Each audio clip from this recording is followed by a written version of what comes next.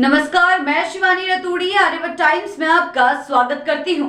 महाराष्ट्र के मंत्री नीतेश राणे एक बार फिर अपने विवादित बयान को लेकर सुर्खियों में आ गए हैं। जी हां, इस बार उन्होंने केरल की तुलना पाकिस्तान से करते हुए राज्य की धार्मिक स्थिति और मुस्लिम वोटों को लेकर तीखा बयान दिया है। जी हां, राणे ने कहा केरल अब मिनी पाकिस्तान बन चुका है और राहुल गांधी और प्रियंका गांधी वहां मुस्लिम वोटों के कारण जीतते हैं। जी हां, उन्होंने यह भी दावा किया कि केरल में हिंदुओं का धर्मांतरण हो रहा है और लव जिहाद के मामले भी तेजी से बढ़ रहे हैं। राणे का यह बयान रविवार को पुणे में एक कार्यक्रम के दौरान आया था, जिसके बाद राज्य और देश भर में सियासी हलचल मच गई थी। जी हां, राणे ने अपनी टिप्पणी में यह भी जोड़ा, अगर भारत में पाकिस्तान जैसी स्थिति बनती है तो हमें इसके खिलाफ कड़ी कार्रवाई करनी चाहिए। उनका यह बयान केवल केरल तक सीमित नहीं था, बल्कि भारत में हिंदू समुदाय की सुरक्षा और धार्मिक स्वतंत्रता को लेकर उनके विचारों को भी दर्शाता है।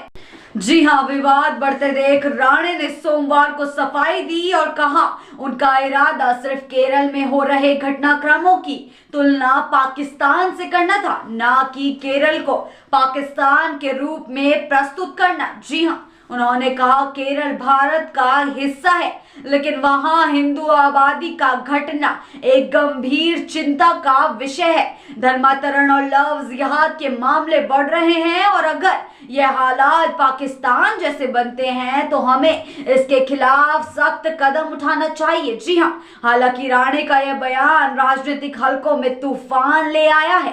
कांग्रेस और अन्य विपक्षी दलों ने इस बयान की कड़ी निंदा की है। कांग्रेस प्रवक्ता अतुल लोंढे पाटिल ने प्रधानमंत्री नरेंद्र मोदी और महाराष्ट्र के मुख्यमंत्री देवेंद्र फडणवीस से सवाल किया कि राणे को मंत्री पद पर क्यों बनाए रखा गया है। उन्होंने यह भी कहा, क्या नीतीश राणे का काम सिर्फ विवादित बयान देना है? जी हां, राजनीतिक विशेषज्ञों का मानना है कि राणे का बयान न केवल केरल बल्कि देश भर में धार्मिक और राजनीतिक तनाव को बढ़ावा दे सकता है।